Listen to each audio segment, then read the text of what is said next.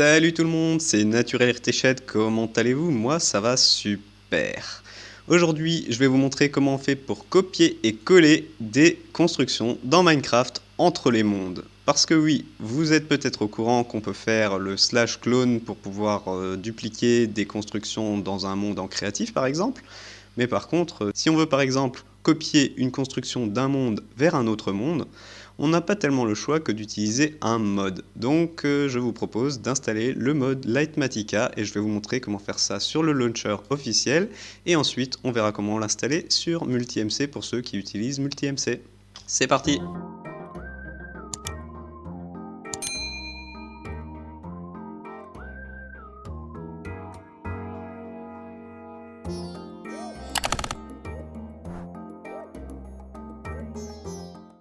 Pour installer Litematica dans le launcher officiel, tout ce que vous avez à faire, c'est lancer le jeu dans la version dans laquelle vous voulez l'installer une première fois. Une fois que le jeu a démarré, vous pouvez le refermer. Donc pour ce faire, commencez par télécharger ces trois fichiers que je vous ai mis en description. Il s'agit du mode Litematica qui est fait pour Fabric, de l'installeur Fabric qui va nous permettre d'installer Litematica grâce à ça. Et Malilib, ça c'est un truc qu'il faut absolument installer avec Litematica. Ils fonctionnent ensemble, il en a besoin. Donc il faut le mettre avec. Donc on commence par installer le Fabric Installer, on fait exécuter, on choisit la bonne version, donc moi c'est 1.18.1, si vous avez une autre version que vous voulez installer, vous choisissez ici. Là il va vous le mettre, vous vérifiez que c'est bien le bon chemin d'accès de vos installations Minecraft avec le point Minecraft.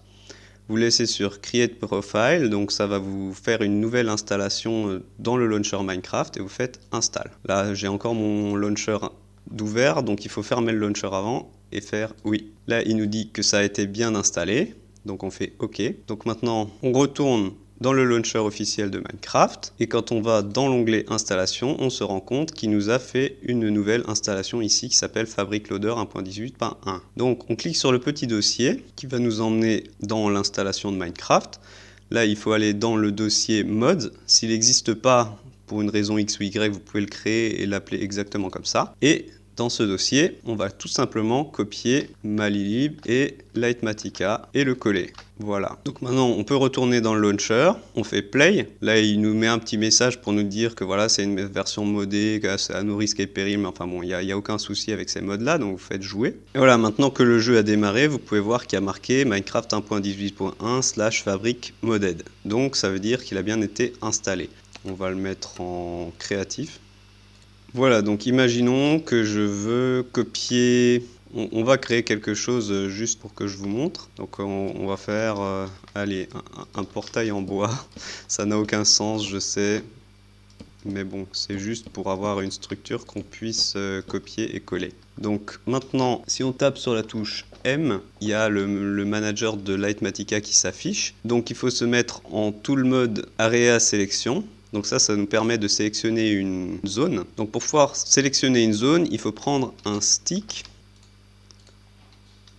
Et là, vous voyez qu'il y a plein d'informations qui sont affichées à l'écran. Donc si je fais un clic droit sur ce bloc et un clic gauche sur ce bloc, il a sélectionné tout ce qu'il y avait entre ces blocs. Donc on peut faire que des sélections carrées comme ça. On ne peut pas faire une sélection avec des formes plus compliquées. Il faut vraiment toujours sélectionner un cube ou un parallélépipède, enfin ça peut être que rectangulaire ou carré. Donc une fois qu'on a sélectionné ça, on retourne dans le menu de Litematica avec M, on va dans Area Editor et on fait Save Schematic. Donc là on peut lui mettre un nom, on va dire portail bois. Voilà, on fait Save Schematic et là on a le portail. Donc là on peut faire échappe pour ressortir de ce menu et encore échappe pour revenir au menu principal. Et on peut aller dans Load Schematics. On prend ce portail, on fait Load Schematic. Donc là, il nous dit qu'il a bien été chargé dans la mémoire. Et maintenant, on va dans le menu, on va dans Loaded Schematics et on fait Create Placement. Et là, on voit qu'il nous a fait une sorte d'hologramme. Donc il n'existe pas encore vraiment ces blocs, hein, ils sont juste en hologramme. Et ça nous permet en fait de faire le placement, de le modifier, de le tourner, de le mettre là où on veut. Donc en appuyant sur la touche Alt et avec la molette, on peut faire bouger notre schématique donc, dans le sens où on regarde. En fait, si je regarde par là, ça va le faire bouger par là. Si je regarde par là, ça le fait bouger vers le haut et vers le bas. Ah oui, on peut aussi le tourner. Pour faire ça, il faut aller dans le menu M, aller dans Schematic Placements. Donc là, j'en ai deux, je ne sais pas pourquoi, bon, j'ai fait des tests. Donc une fois qu'on est dans Schematic Placement, on peut aller dans Configure et on peut faire une rotation. Donc là, par exemple, si je clique une fois, ça fait une rotation à 90 degrés. Si je clique deux fois, 180. Si je clique trois fois, c'est 90, mais dans l'autre sens. Et si je clique encore une fois, c'est de nouveau dans la position initiale. Donc une fois que vous êtes content de votre placement, vous revenez avec échappe sur le jeu. Et là, ce qu'on voudrait, c'est passer en mode fill, ce qui veut dire remplir. Donc on va de nouveau dans le menu M et on va sur tout le mode et on le met en mode fill. Ensuite, il faut aller regarder dans le menu de configuration de Litematica. On va sur Hotkey. Donc ça, c'est en fait un petit peu les boutons, quoi, et quels sont les boutons utilisés pour faire quoi. Donc là, il y a un bouton qui s'appelle Execute Opération. Donc par défaut, il n'y a pas de touche associée. Donc on va sur la touche, on clique dessus, on choisit une touche. Moi, je vais prendre la touche entrée du pavé numérique. Une fois que ça c'est fait, vous refaites échappe jusqu'à revenir dans le jeu. Et là, maintenant, si j'appuie sur entrée, ça fait pas de choc à pic. Voilà, donc il faut aller sur le mode, tout le mode Paste Schematic in World. Ça veut dire coller le schéma dans le monde. Et donc si j'appuie sur ma touche entrée, paf, ça y est, mes blocs sont devenus réels et ils ont bien été collés. Donc évidemment, une fois que vous avez installé le mode, vous pouvez très bien aller dans une de vos sauvegardes, faire la même chose pour copier une de vos constructions et quand vous avez le mode schématique qui est affiché, qui est installé, eh bien vous retrouverez tous vos schématiques dans le Schematic Manager. Vous pouvez même faire un screenshot pour vous en sortir mieux. Donc une fois que vous êtes dans ce menu-là, vous faites Set Preview. Et là, il vous fait un petit cadre qui vous permet en fait, donc là je vais juste enlever ça et je vais même me mettre en F1 pour que ce soit plus joli. Et en fait, vous avez juste à appuyer sur F2 comme pour faire un screenshot. Et là, quand je reviens avec le F1, il me dit Preview Image a été, voilà, donc ça a bien fait la miniature. Donc quand vous revenez dans le menu M et que vous allez dans le Schematic Manager, si vous sélectionnez votre schématique, et bien il aura bien la petite icône qui va avec. Donc maintenant je vais vous montrer exactement la même chose pour l'installation de Litematica dans MultiMC. Comme ça vous avez les deux versions. Si vous êtes sur MultiMC, vous pouvez suivre le tutoriel qui va venir tout de suite. Voilà, donc là on est dans MultiMC. Tout ce qu'on a à faire, c'est Add Instance. On prend la dernière version, on la lance. Donc là j'ai eu un message d'erreur parce que c'est pas la bonne version de Java qui est utilisée. Donc il faudra que vous installiez Java 17. Donc là je vais tout simplement aller télécharger la dernière version de Java et on télécharge la version qui correspond à notre système d'exploitation. Pour moi c'est Windows x64. Donc je télécharge ce lien là. Je vous mettrai le lien de cette page en description aussi. Donc là j'ai téléchargé la dernière version de Java 17. Donc ça vient sous forme de zip. Donc pour installer ça, il faut d'abord l'extraire.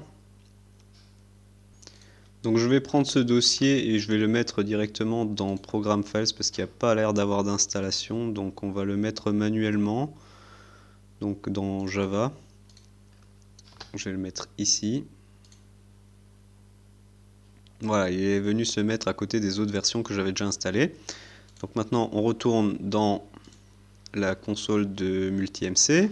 On va dans Settings, on coche Java installation et on va lui dire où est le fichier. Donc il faut aller dans la bonne version, donc dans Java 17, dans le dossier bin et après taper J pour trouver où se trouve le petit fichier java.exe. Open.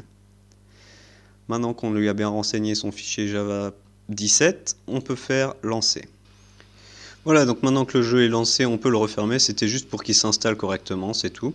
Donc on retourne sur notre instance, on fait Edit Instance, Version. On fait un clic droit, on fait Install Fabric. Donc on prend la dernière version, on fait OK. Ensuite on va dans Loader Mode, on fait Add. On se retrouve là où il y a Malilib et puis Litematica. On les sélectionne tous les deux et on fait Ouvrir. Donc là théoriquement, si je lance, ça devrait marcher. Et voilà, maintenant que le jeu est lancé, on se retrouve avec quelque chose de similaire, comme dans la version du launcher officiel avec Minecraft 1.18.1, Fabric Modded. Donc, si on va créer une nouvelle partie, on va se mettre en créatif. Voilà. Ah non, on va se mettre en survie cette fois-ci. Donc là, j'ai fait une partie en survie parce que je voulais vous montrer que ça marche aussi bien en survie qu'en créatif. Donc, laissez-moi juste ramasser un petit peu de bois et me faire un stick. Donc si on se met en sneak, on peut changer le mode. Donc on va se mettre sur Areal Sélection. Donc je fais un clic droit et un clic gauche. Et voilà, donc on a sélectionné ce petit bout de tronc. On appuie sur la touche M. On va dans Area Editor. On fait Save Schematic. On va marquer tronc. Save Schematic. Maintenant on va faire Load Schematic. On le sélectionne. On fait Load Schematic. Ensuite on va dans Loaded Schematics, on fait Create Placement, et donc là, il a fait un placement de ce tronc. Comme vous pouvez le voir, là, je tourne dans les menus et je ne trouve pas le Paste Schematic parce qu'évidemment, on est en survie, donc on ne peut pas coller des blocs comme en créatif. Mais par contre, on peut tout simplement récolter des blocs.